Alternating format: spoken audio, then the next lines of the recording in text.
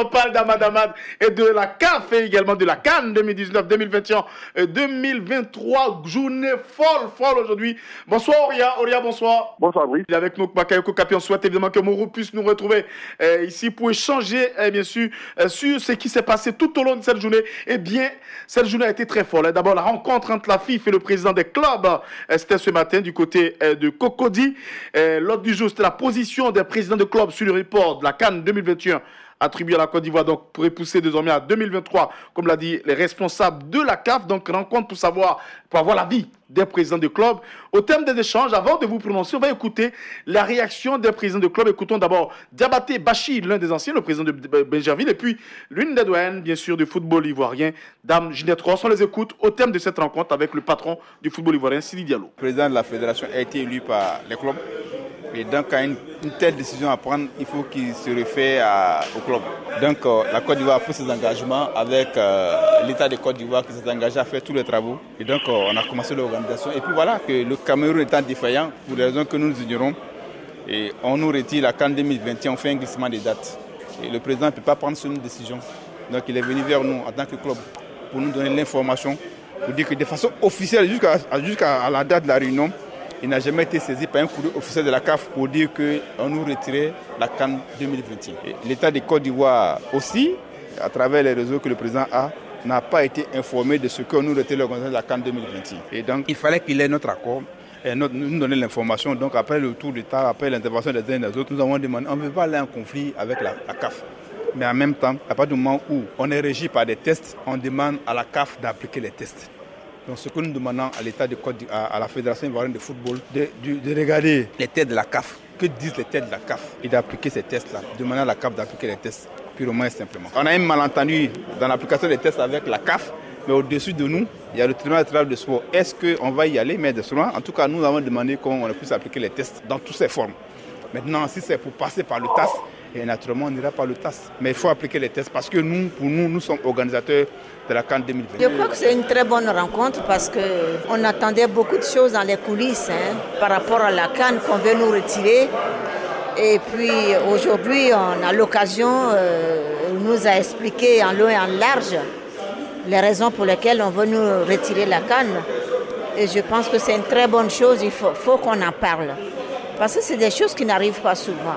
Attribuer une CAN et la reprendre comme ça sans raison valable, moi je pense qu'il n'y a pas de raison puisqu'on a donné notre accord pour organiser la CAN. Donc nous, on est tenus de se mettre à jour pour l'organiser. On ne doit pas nous la retirer comme ça sans raison. Donc c'est une bonne occasion. Je pense qu'il faut la négocier, il faut profiter de cette occasion et puis aller voir des personnes qui de droit pour aller jusqu'au bout pour que la CAN nous revienne. Monsieur, vous avez écouté des présidents de club, c'était pratiquement le même langage des présidents de club. On souhaite évidemment que la CAN reste en Côte d'Ivoire en 2021. On est venu échanger pour dire à notre président de faire appliquer les règles, comme l'a dit Diabaté Bachir, comme beaucoup de présidents, comme Dia Mamadou. Réaction, bien sûr, Auria, sur la méthodologie au niveau de la fédération de vouloir écouter, rencontrer les présidents de club. Je pense que c'est déjà une très bonne chose, d'autant plus qu'il y a eu trop de rumeurs et jusqu'à aujourd'hui, nous sommes au stade des rumeurs et des spéculations. Et quand on a pu bien entendre plutôt les propos des différents présidents des clubs, au cours de la rencontre, le préalable était que la Côte d'Ivoire n'avait pas encore été saisie officiellement par rapport à un glissement de sa Coupe d'Afrique de 2021 à 2023. Donc pour moi déjà, il était bon de préparer les esprits à toutes les éventualités. Maintenant également la CAF à travers des canaux officieux et qui serait en train de dépeindre la Côte d'Ivoire d'une toute autre manière en disant qu'il y a une impréparation à notre niveau. Il fallait d'ores et déjà qu'au niveau des présidents de club également on se réveille. S'il y a un moyen de pression à mettre en interne avec une réelle volonté d'organiser celle de 2021, on va la mettre cette pression. S'il faut qu'on glisse en 2023, c'est évidemment bon également d'écouter tous les acteurs du football ivoirien, même si nous ne sommes pas encore dans le deuxième cas cité. Donc pour moi, c'est une très bonne rencontre. C'est une rencontre avec tout simplement un sujet précis qui a permis à tout et chacun de donner son point de vue. Mais pour moi, le plus capital dans cette histoire, c'est que jusqu'à cette heure, la Côte d'Ivoire a été saisie officiellement d'un glissement de sa Coupe d'Afrique des Nations. Et tant que cela n'est pas fait, nous considérons que nous organisons celle de 2021 et nous devons nous préparer en conséquence de côté. Allez, monsieur Capi, vous qui êtes avec nous en studio ici, d'abord, réaction sur la méthode au niveau de la Fédération de football de vouloir entendre le président du club. Et puis, les présidents du club, dans leur grande majorité, pratiquement tous, disent on reste encore solidaire sur 2021, on ne bouge pas, 2021 appartient à la Côte d'Ivoire. Je voudrais déjà féliciter le président Sidi pour la démarche. Effectivement, quand on a une base, sur des sujets aussi importants, il faut consulter la base. Donc, c'est une très bonne idée d'avoir fait appel à tous les présidents de club pour leur exposer la situation et pour écouter leur avis. C'est important. Ensuite, sur la réaction des présidents, sur le choix qu'ils font aujourd'hui, mais qui est surpris? Mais personne au monde ne peut accepter le manque de respect.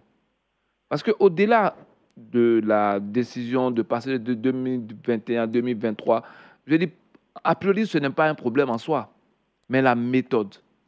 Comment pouvez-vous accepter qu'on vous manque de respect à ce point? Parce que l'attitude de la CAF, pour moi, est une attitude irrévérencieuse.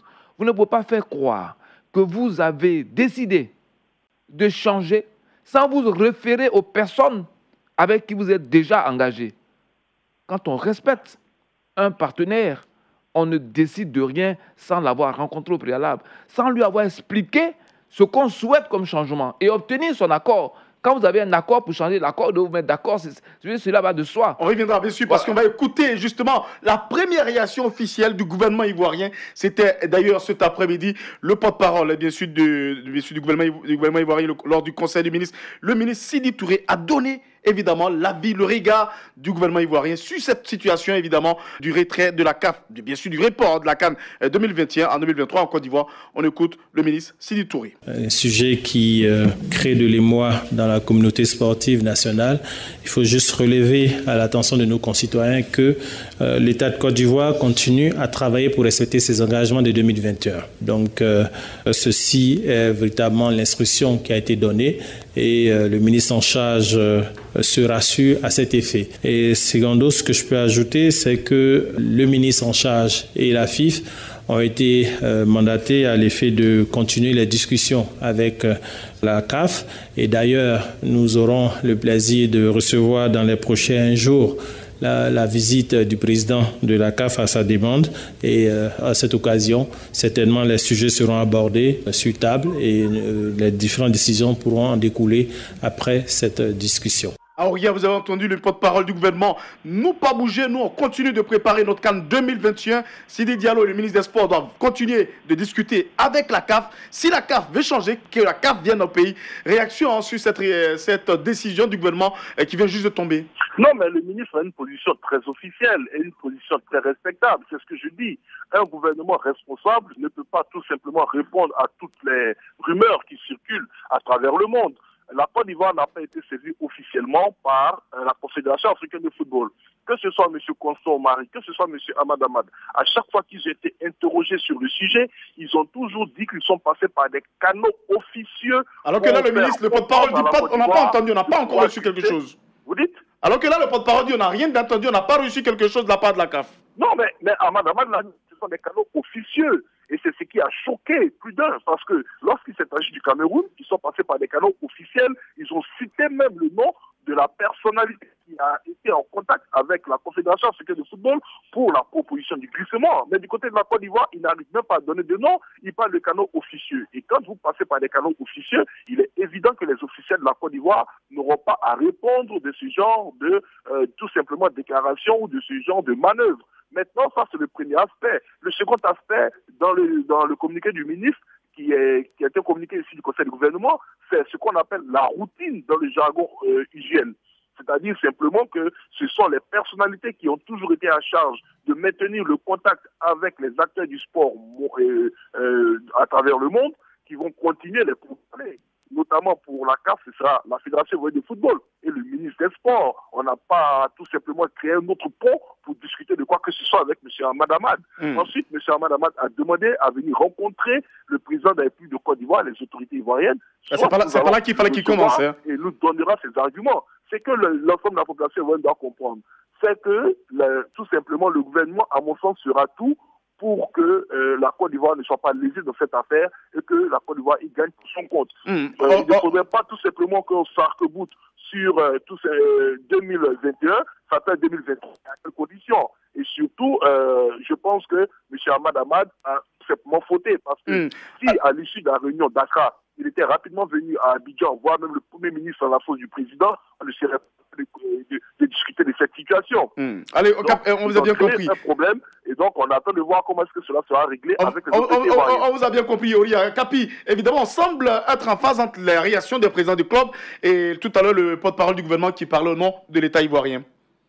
Non, de toute façon, dès le début, nous étions convaincus, et on en a la preuve maintenant, que toute la communication mensongère de la CAF montrait surtout un manque de respect à l'égard à la fois du peuple de Côte d'Ivoire et des autorités ivoiriennes. Parce que le ministre aurait pu dire depuis longtemps, il nous a dit, on était en train de discuter. Exactement, parce que faire quoi, et sur des médias internationaux, qui a des canaux officieux qui ont servi à rencontrer nos décideurs, faire croire que la Côte d'Ivoire ne peut pas être prête, faire croire qu'il y a en Côte d'Ivoire des personnes incompétentes qui font croire à leurs supérieurs que la Côte d'Ivoire peut tenir le challenge, ça veut dire que, en fait, on jette le discrédit sur tout un appareil étatique. Mais on ne peut pas accepter cela. La CAF a des méthodes d'expertise qui sont connues, c'est les visites et les audits. Mais la première visite qu'il y a eu ici, quel est le rapport? On attend le rapport. S'ils avaient rendu public le rapport, tout le monde aurait pris acte avec ce rapport. Monsieur, avant de terminer, évidemment, on a une dernière information, bien sûr, Bakayoko Capi Oria concernant la CAN. Le Maroc dit on n'organisera pas chez nous la CAN 2019, alors qu'Ahmad Ahmad semblait compter sur le Maroc qui était donné comme favori. Quelques minutes, quelques secondes dessus. Qui savoir? Oui, Oria, rapidement, quelques secondes. Je pense que moi, je préfère demeurer prudent. Radio Côte d'Ivoire, Abidjan, 88.fm.